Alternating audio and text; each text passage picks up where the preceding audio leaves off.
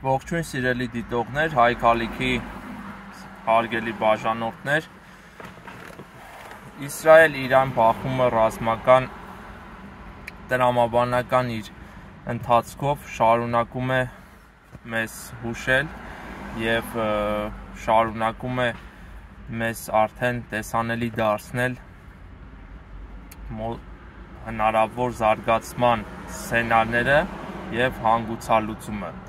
Միանշանակ Իսրայելը միայնակ չէ այս պատերազմում։ Իսրայելը ռազմական բախումը, ռազմական գործողությունները Իրանի Իսլամական Հանրապետության դեմ սկսել է,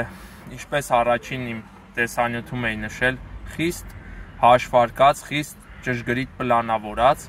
և Իսրայելը լինելով արևմտյան հավաքական անվտանգային համակարգի մասնիկ, նրա կարևոր առանցքային երկիր, ունենալով Ամերիկայի Միացյալ Նահանգների լիակատար աջակցությունը, տեխնոլոգիական զինանոցին ու հզորությանը ունենալով հնարավորություն, հասանելիություն, կարողանում է Իրանին հատուկ գործողությունների, հատուկ բարձր ճշգրտությամբ մշակված ռազմական գործողությունների շնորհիվ մեծ վնասներ պատճառել։ Իրանը ունի այս վիճակում գլխատված ռազմական ղեկավարություն,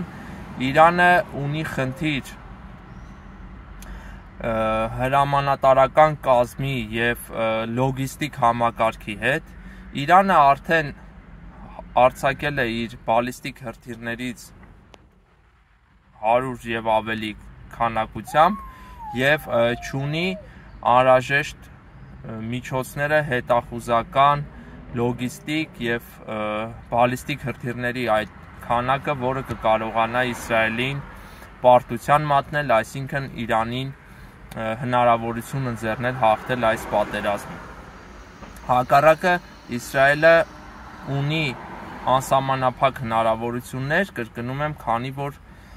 Իսրայելը կազմում է արևմտյան հավաքական անվտանգային ռազմական համակարգի առանցքային անդամը և ունի Ամերիկայի Միացյալ Նահանգների լիակատար աջակցությունը։ Այս վերլուծությունը և այս դիտարկումը կարևոր ուզում եմ անել հատուկ այն հանգամանքի համար, որ շատ մարդիկ, շատ մեր հայրենակիցներ միամտաբար պնդում էին, թե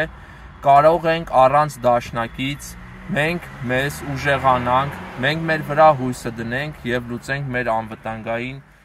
հարցերը, մեր պաշտպանությանն ու անվտանգության վերաբերվող հարցերը և պաշտպանունակ լինենք ու մարտունակ լինենք։ Տեսեք երկու վառ օրինակ, 20,000 քառակուսի կիլոմետր տարածքով և ընդամենը 10 միլիոն բնակչությամբ Իսրայելը, որը տարածքով փոքր է Հայաստանից, ընդամենը 2 Արցախի տարածքի չափ է, կարողանում է մեծ վնասներ հասցնել, կարողանում է փաստացի պարտության տանել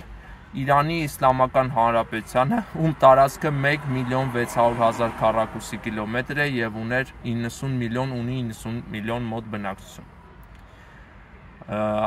Իրենից 80 անգամ ավելի մեծ երկրին կարողանում է պարտության տանել երկու հստակ ընդգծված տարբերություն։ Մի դեպքում և պետությունը ունի ճիշտ դաշնակիցներ, կազմում է ճիշտ անվտանգային համակարգի մաս, գտնվում է անվտանգային այնպիսի բլոկում, որտեղ կան բարձրագույն նորագույն ռազմական տեխնոլոգիաներ ու հնարավորություններ սպառազինության, և մյուսը երկիր, ով փակվել էր իր մեջ և մենակ էր, չունի դաշնակիցներ։ Այո, ցավոք, Իրանը չունի դաշնակիցներ, Ռուսաստանը Իրանի դաշնակիցը չի, Սիրիան, որ Իրանի դաշնակիցն էր, կործանված է, մյուս պրոքսի գործիքները, որին տիրապետում էր Իրանը, դա Հեզբոլլահն, Համասը, Հուսեյնները, նրանք չեզոքացված են Իսրայելի կողմից։ Եվ Իրանը մնացել է մենակ, և մենակ է մնացել զարգացած նորագույն ռազմական տեխնոլոգիաների ու համակարգի առջև։ Ինչ է սպասվում Իրանին հաջողություն կամ հաղթանակի հնարավորություն Իսրայելի դեմ չի սպասվում։ Իրանը կարող է իր պրոքսի գործիքների միջոցով, դա տարբեր ռազմական միավորումներն են ու բանականման կառույցները, Հեզբոլլա, Համաս, որոնք փոքր ու սահմանափակ հնարավորություն են, երկարաժամկետ ինչ-որ ռազմական ձգձգված գործողություններ անել Իսրայելի դեմ։ Սակայն Իսրայելը կանգ չի առնում եւ Իսրայելը շարունակում է Իրանին որպես միջուկային տերություն, միջուկային զենքի տերություն դառնալու բոլոր հնարավորություններից զրկել, միջուկային զենք ստեղծելու հնարավորությունից զրկել եւ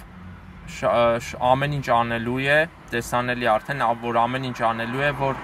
Իրանի իսլամական ռեժիմը տանուլ տա եւ իշխանափոխություն լինի։ Սա իհարկե Հայաստանի համար վտանգներով լի սցենար է, բայց մենք պետք է հասկանանք, որ մեր կամքից անկախ, մեր ցանկությունից անկախ, մեր սխալ ընկալելու պատճառով մենք կարող ենք հայտնվել մեծ վտանգների առջև։ Եվ ինչքան էլ մենք չցանկանանք Իրանի պարտությունը, ինչքան էլ չցանկանանք Իսրայելի հաղթանակը, մենք ունենալու ենք խնդիրներ եւ մենք պետք է կարողանանք գտնել անվտանգության այնպիսի համակարգեր, այնպիսի մենք պետք է կարողանանք ստապ եւ ճշգրիտ կողմնորոշվել, կարողանանք անվտանգության այնպիսի համակարգերի արագ կերպով, օպերատիվ կերպով դաշնակցել, դա առաջին հերթին երկկողմ հարաբերություններն են, երկկողմ ռազմական դաշինքներն են Ֆրանսիայի հետ,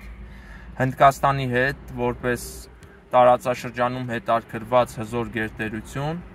եւ Ֆրանսիայի միջնորդությամբ, Ֆրանսիայի երաշխիքներով չեզոքացնել թուրք-ադրբեջանական տանդեմի ոտնձգությունները, հնարավոր ոտնձգություններն ու սպառնալիքները մեր պետության նկատմամբ, մեր անվտանգության նկատմամբ, մեր տարածքը դարձնենք անձեռնամխելի։ Ուստի ամփոփեմ, շատ կարևոր իրադարձությունների զարգացում է լինում, օրերի ընթացքում փոփոխություններ են լինում, ժամերի ընթացքում փոփոխություններ են լինում եւ շատ կարևոր է մեր ճիշտ կողմնորոշումը, շատ կարևոր է դասեր քաղել ու հասկանալ, որ այն ուղղությամբ, այն միամիտ եւ մանիպուլյատիվ քարոզով, որ հայ ազգին փորձում էին տանել, թե կարևորը դաշնակիցները չեն,